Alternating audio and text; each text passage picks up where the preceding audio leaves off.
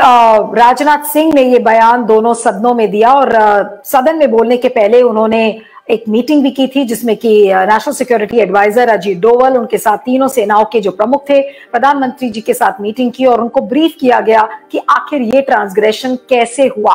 अब ये हादसा 9 दिसंबर का है और 9 दिसंबर के बाद आज संसद में इस चीज को लेकर शोर मच रहा था कि आपने संसद से इस वाक्य को क्यों छुपाए रखा जबकि संसद का शीतकालीन सत्र चल रहा था। तो चलिए आज बात करते हैं। हमारे साथ कुछ वरिष्ठ मेहमान जुड़े हुए हैं और उनसे मैं आपका परिचय करवाती हूं। हमारे साथ मेजर जनरल ए.के. सिवाच हैं जो कि फॉर्मर हेड रह चुके हैं टेरिटोरियल आर्मी ऑफ इंडिया के। Major General Siwach, welcome on Q five network. हमारे साथ रंजीत कुमार जी भी हैं जो कि एक डिफेंस एक्सपर्ट हैं। उन्होंने हाल में एक किताब भी लिखी थी, भारत चीन रिश्ते, ड्रैगन ने हाथी को क्यों डसा। ये किताब रंजीत जी ने लिखी थी। रंजीत जी, आपका भी बहुत बहुत स्वागत है। और हमारे साथ वरिष्ठ पत्रकार सुनील शुक्ला जी भी हैं, आपका भी सर बहुत बहुत स्वागत है। आज की चर्चा मैं मेजर जनरल ए.के. सिवाच से शुरू करूंगी कि मेजर जनरल, इस तरीके के ट्रांसग्रेशन को आप क्या कहेंगे? क्या ये एक नया नॉर्मल बनता जा रहा है कि जो लाइन ऑफ एक्चुअल कंट्रोल है, क्योंकि वहां पर कोई क्लियर डिमार्केशन नहीं है, इस वजह से आए दिन इस तरीके के ट्रांसग्रेशंस होते रहते हैं? और क्या भारत की सरकार इस समय सक्षम है कि इस तरीके के ट्रांसग्रेशन को वाकई में टैकल कर पाए, जिस तरीके के सवाल आज विपक्ष खड़े कर रहा है? हाँ बिल्कुल। देखो नीलू, ये समझना पड़ेगा कि सच्चाई ये है कि भारत और चीन के बीच में करीब 3500 किलोमीटर की लाइन ऑफ एक्चुअल कंट्रोल है। अगर देखें, ये बॉर्डर डिस्प्यूट है दोनों देश के बीच के अंदर। इसके अंदर जो बाउंड्री है वो दोनों देशों ने अभी तक उसके ऊपर फैसला नहीं हुआ। अगर आप चीन की तरफ से देखें तो उसके साथ 14 देशों के साथ उसकी लैंड बॉर्डर है। 14 में से 12 देशों से उसने समझौता कर लिया है लैंड बाउंड्री का, मगर 2 देश के साथ नहीं किया, उसमें भारत और भूटान है। तो कहीं ना कहीं भारत के साथ वो लैंड डिस्प्यूट, जो लैंड बाउंड्री को फाइनलाइज नहीं करना चाहता, वो भारत को अंडर प्रेशर डालना चाहता है। ये हमें समझना पड़ेगा। और किसी हद तक वो भूटान से कोई ना कोई बातचीत कर रहा है जिससे वो उससे समझौता करे और भारत अकेला रह जाए। अब मैं बताता हूं कि जो होता क्या है, क्योंकि मैं लद्दाख में भी रह चुका हूं चीफ ऑफ स्टाफ, जहां पर ज्यादा हरकतें हुई। मैं इस सेक्टर में भी बटालियन कमांड की है।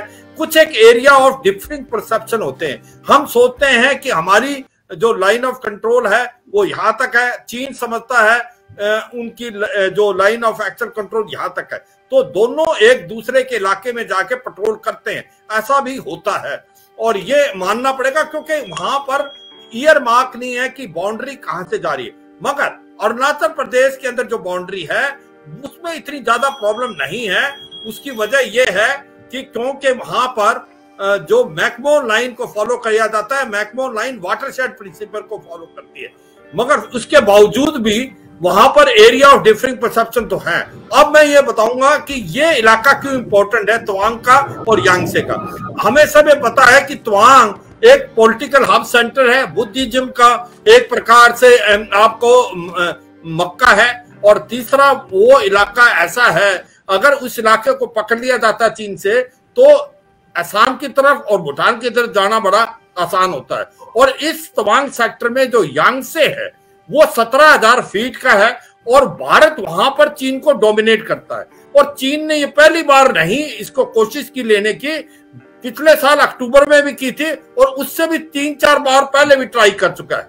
और अब उसको लग रहा था कि भारत इतना चौकन्ना नहीं होगा, सर्दियां आ रखी हैं, ऐसा मौका बहुत अच्छा है। उसकी वजह यह है कि आज चीन के अंदर इकोनॉमिक कंडीशन अच्छी नहीं है। वहां पर कोविड-19 को रिजॉल्व नहीं कर पाए हैं। जीरो कोविड पॉलिसी के अगेंस्ट लोग प्रोटेस्ट कर रहे हैं, सड़कों पे आ रहे हैं। और इसी प्रकार से वहां जो इन्फ्लेशन रेट डबल फिगर में है, उनकी सप्लाई चेन वहां से हट के इंडोनेशिया, वियतनाम, भारत आ रही है। और इसमें शी जिनपिंग अंडर प्रेशर है और मुझे लगता है वो डाइवर्ट करना चाहते हैं अटेंशन पब्लिक की। उसके बाद 2 ऑप्शन है, या तो वो कुछ ताइवान की तरफ करें या वो भारत की तरफ करें। अगर वो ताइवान की तरफ करते हैं, वहां पर अमेरिका ने साउथ चाइना सी में 2 एयरक्राफ्ट कैरियर ग्रुप रखे हुए हैं, यूएसएस निम्तिज और यूएसएस रोनाल्ड रेगन। वो समझते हैं कि हो सकता है भारत की तरफ किया जाए और उससे पूरे पब्लिक की अटेंशन डाइवर्ट करें। तो वो 9 तारीख को 300 आदमी। अब ये समझना पड़ेगा, क्या ये सोची समझी साजिश है या ये इल प्लान है? मैं कहूंगा ये सोची समझी साजिश है। इसकी उसने तैयारी की है क्योंकि जो 300 के करीब पेट्रोल कोई 300 के करीब नहीं होती, 15-20 की होती है। इसका मतलब ये आयरन बैटन थे इनके पास, वुडन क्लब थे जिनके अंदर नेल लगे हुए थे, इनके पास गन थी जो कि लेजर गन है, उसके साथ आए और उन्होंने ये सोचा कि यहाँ पर स्ट्रेंथ जो होगी एक प्लेटून के करीब होगी, हम उनके ऊपर हावी हो जाएंगे और इस पोस्ट को कब्जा कर लेंगे और अपनी लाइन ऑफ एक्चुअल कंट्रोल जो है बदल देंगे।